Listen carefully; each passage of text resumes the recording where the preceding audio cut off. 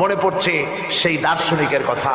একজন দার্শনিক নৌকায় চড়ে যাচ্ছে কোথাও, তো নৌকায় চড়ে যাচ্ছে, দার্শনিক একা, মাঝি নৌকা বাঁধছে। দার্শনিক মানুষ তো, মাথার মধ্যে দর্শন গিজগিজ গিজগিজ করছে, কথা বলার লোক পায় না।